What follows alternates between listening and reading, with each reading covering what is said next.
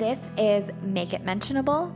I'm Alyssa Patness, and this is the show about being human in a world that encourages us to be robots. I invite you to join me as we journey through the mess, the magic, and the mania in between, because what we can talk about, we can manage. This honest conversation extravaganza includes free-flowing conversations and high doses of vulnerability to remind you that you aren't alone. No topic is off limits, and episodes are designed to leave you smarter, aka more self-aware than when you came. I am so glad you're here. Hello. I am back from Greece. It was a wonderful trip. I am glad to be home. And on the way home, we were in Santorini last, and then we had to fly to Athens. And then the next day we flew from Athens back to Denver. And so there were a lot of planes involved with this trip in general. And something kept coming up for me on planes. So for the past few years, for some reason, when I fall asleep on a plane and I get too hot, I wake up and feel like I'm going to have a panic attack. And it takes all of my resources of emotional control to be able to calm myself down so that I'm not breathing into a paper bag. And it happened on 2 flights as we were making our way back home. So the first flight was from Santorini to Athens, and it was a smaller plane, which kind of made me feel like I was walking into a coffin because I can be claustrophobic. And it wasn't even that small of a plane, but to me, it felt confining. And I kind of fell asleep and woke up and had all of these feelings of panic. And the same thing happened on the flight home from Athens to Denver. And I felt nervous. I felt nervous about even getting on that flight in the first place, especially since all of the panic feelings had set in the day before on the flight from Santorini. And so it brought up this notion of resilience again. And I talked about it last week in the episode on presence and ways to be more present. And oftentimes, we try to reduce stressful things. We want to just get them out of our lives rather than having to deal with them. And that can work in some circumstances, but it's inevitable that stressful situations are going to come up. And so a better way is to cultivate resilience. And, people often, they will try to avoid conflict in relationships. And that's a form of reduction. Let's reduce the potential for conflict so that I don't have to deal with it. Whereas operating from a perspective of resilience is okay, conflict is bound to happen. Let's allow for it and create space for repair.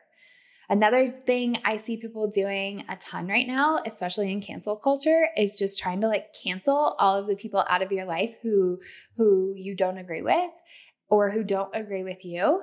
And there are times when that makes sense, people who constantly push your boundaries, but there's also an approach from the perspective of resilience where you just set boundaries with some of those people. Other times, we try to get rid of every stressful thing on our calendar so that we can mitigate and minimize stress, but it's inevitable that stressful things happen. And so how do we get better at managing stress? And the resilience approach would be learning tools to better cope with stress. And I'm really passionate about this because cultivating resilience has saved me time and time again, especially having OCD. I mean, there were times when I was on the bathroom floor frozen and in tears, tapping things, tired of the thoughts that were going on in my brain. And it was hard. It was hard in those moments to get up off the bathroom floor and to go about my day. And so cultivating a sense of resilience, ways to manage that emotional flood that would come in at times, has allowed me to live a very, very rich life that is completely expansive without shrinking my world down to the size of OCD. Because when we choose the reduction path, we shrink our world, we shrink it down. For example, in the claustrophobia analogy, it would have been really easy. Like there was a part of me that did not want to get on the plane to come home because I didn't want to have to experience the panic attack or the inklings of a panic attack. That shrinks my world. If I decided never to get on a plane again to avoid that and to reduce the threat of that happening, I would never travel. And I love to travel.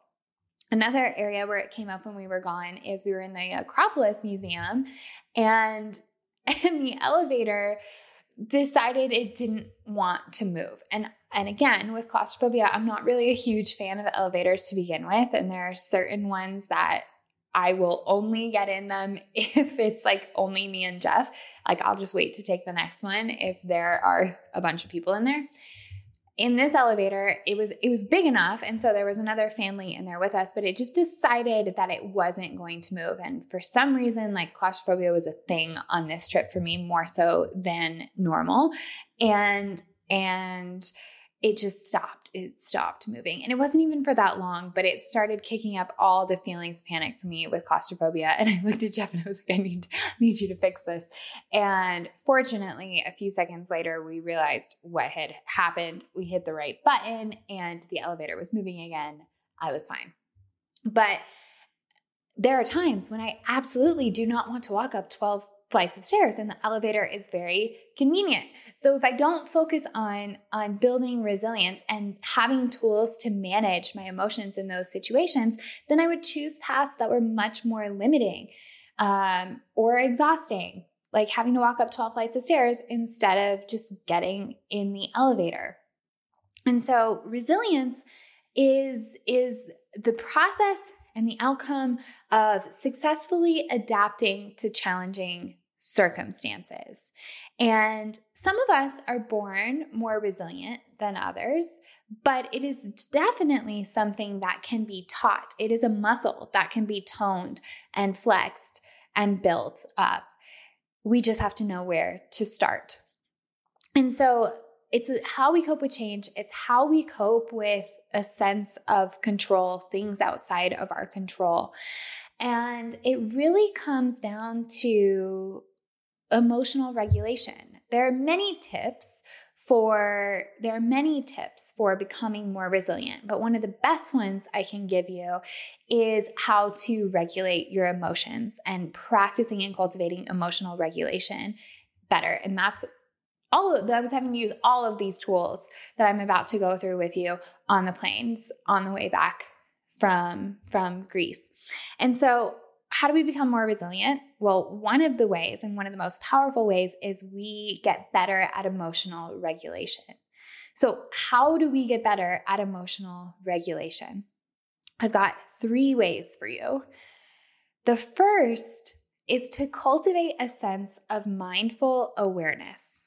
The show is all about self-awareness because self-awareness is a superpower. When we can separate ourselves, give some distance between what's happening, what we think is happening, and what's actually like truly going on, we can create space to respond instead of react. And so the first tip is to cultivate mindful awareness. And what does that look like? Because those are some big words. So the first thing, to cultivate a sense of mindful awareness, again, there are many different paths of going about this. So I'm going to share a few today. The first is check in with your body. So what sensations do you notice? Often we have this tendency to feel a sensation and then immediately give it meaning, immediately make, butterflies in our stomach mean excitement or nervousness. It can go both ways.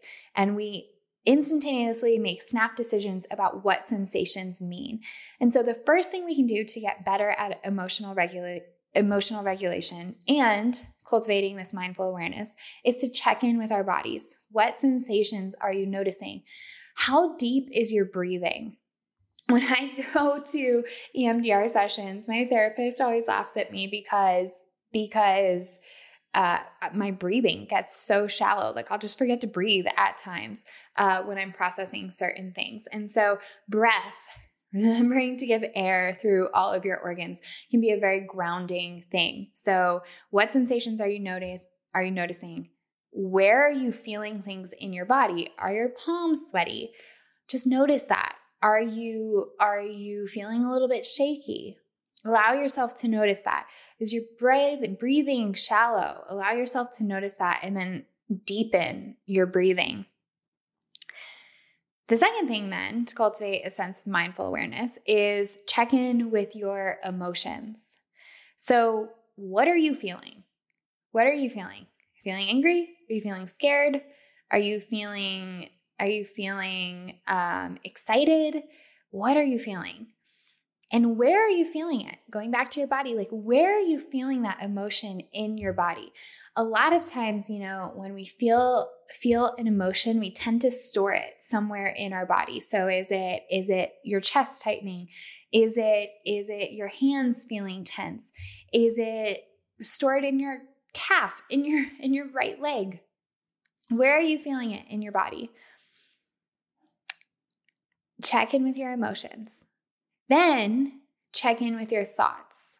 So it's this three-pronged approach to cultivating mindful awareness, checking in with your thoughts, because our minds, we got to check in with our body, we got to check in with our emotions and feelings, and then we got to check in with our mind, because our minds love to run away and create all sorts of scenarios, catastrophize, do all sorts of things that in a situation where you're feeling panic are not always helpful. So check in with your thoughts. What thoughts are coming up? Give them the space to be heard. What thoughts are coming up? What decisions are you making about the scenario right now? How do they feel familiar? What purpose do they serve?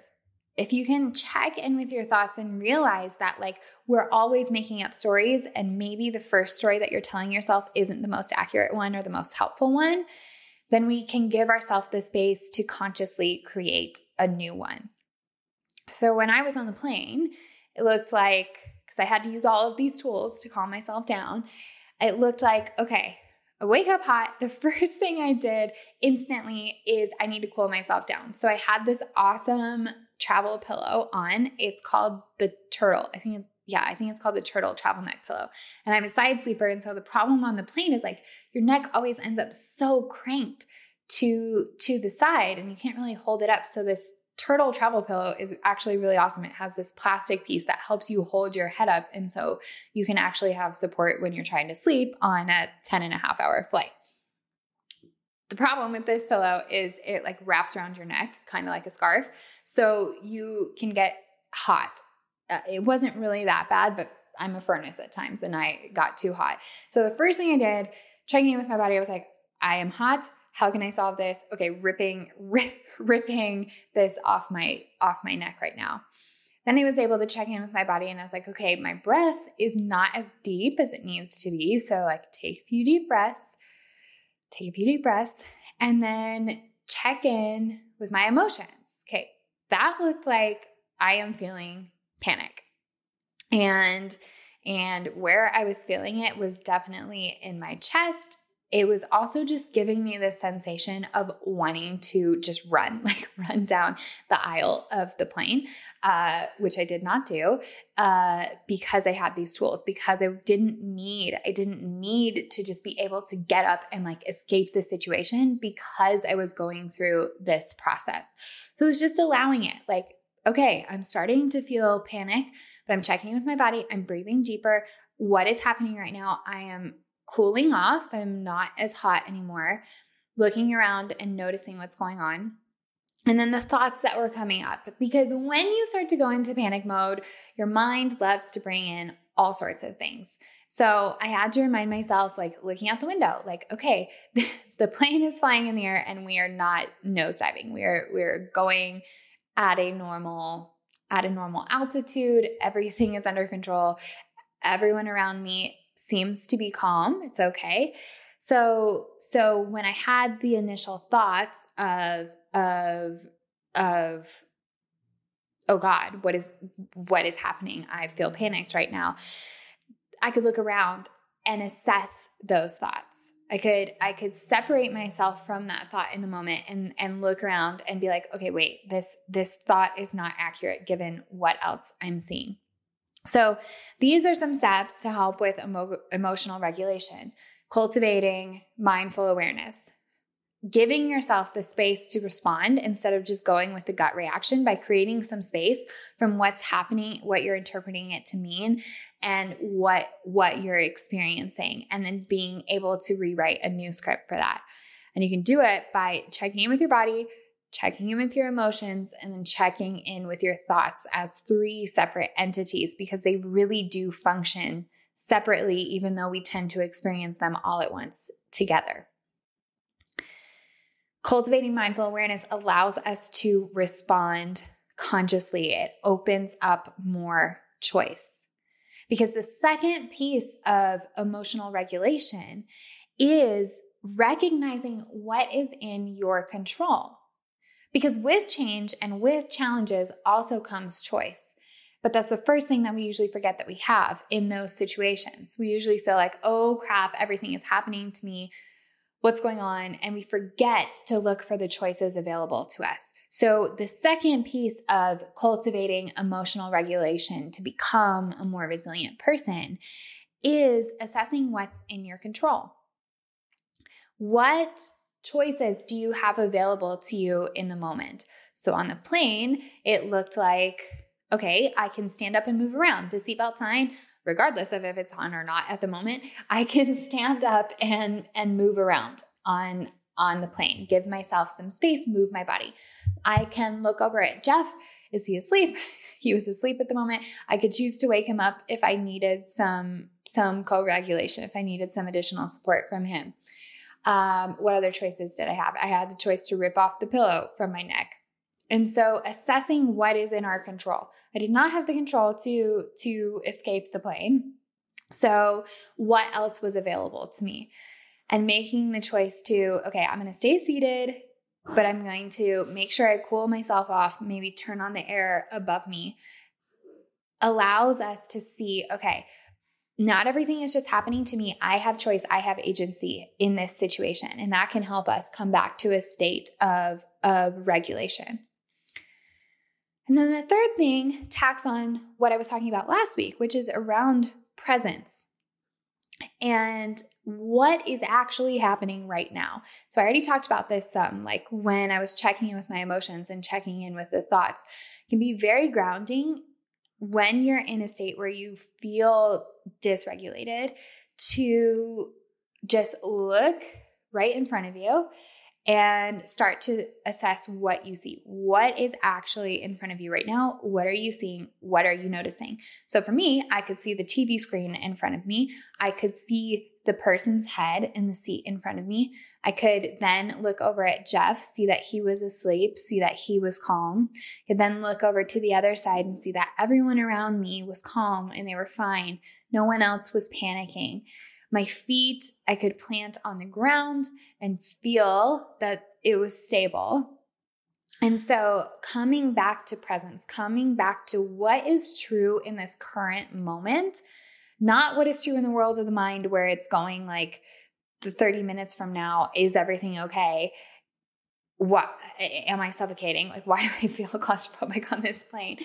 Going to a moment of presence where it's like, I actually have a ton of space around me right now because I'm on the aisle. So I have all of this room in between me and the other person. There is air that is, not outdoors fresh air, but there's air circulating through the plane that I can breathe just fine.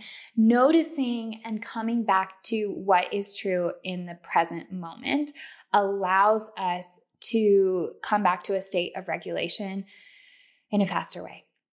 And so with these 3 things, by cultivating mindful awareness through checking in with our body, checking in with our emotions, checking in with our thoughts, through assessing what's in our control and recognizing that with change, with things that feel out of our control, we also have choice, and assessing what choices are available to us. And then coming back to presence and noticing what is true around us right now in the present moment can help us regulate our emotions so that we can enter this place of resilience.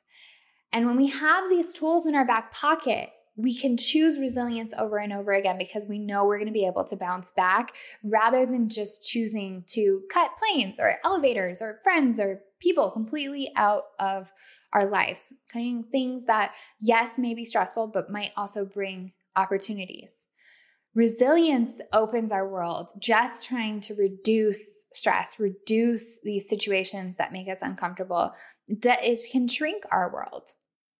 So continually building the emotional muscle of developing resilience is rewarding over and over and over again. And that muscle gets built a little bit more each and every time you take that path and you use it. And one of the key things to use it, or one of the key things to building it is emotional regulation. So again, cultivating mindful awareness, checking in with your body, checking in with your emotions, checking in with your thoughts, assessing what's in your control, noticing what choice is around you. And then 3, coming back to presence, noticing what's around you. That, my friends, is what I have for you today. But I will add one other bonus. And that is one of the things that can help us with resilience the most is getting to the root, understanding why claustrophobia is coming up in the first place or why it feels familiar, what happened that I decided I'm claustrophobic.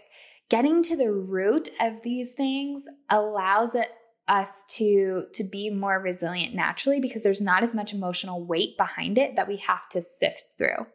And that I absolutely love helping people with. So if that's something that interests you, head over to alyssapatmos.com. And if you want more in between each and every episode, head on over to alyssapatmos.com/the peel and sign up for my newsletter where I share even more perspectives for helping you pivot to more presence, to more joy, to more possibility in your life. Thank you so much for tuning in, and I will catch you next week. You've just finished listening to another episode of Make It Mentionable with me, your host, Alyssa Patmos. If you're looking for more in between episodes, then sign up for The Peel. It's my free newsletter that gives tips for how to navigate whatever life dishes. And it's also the place where I share the juiciest of stories. To check it out, head on over to alyssapatmos.com/the peel.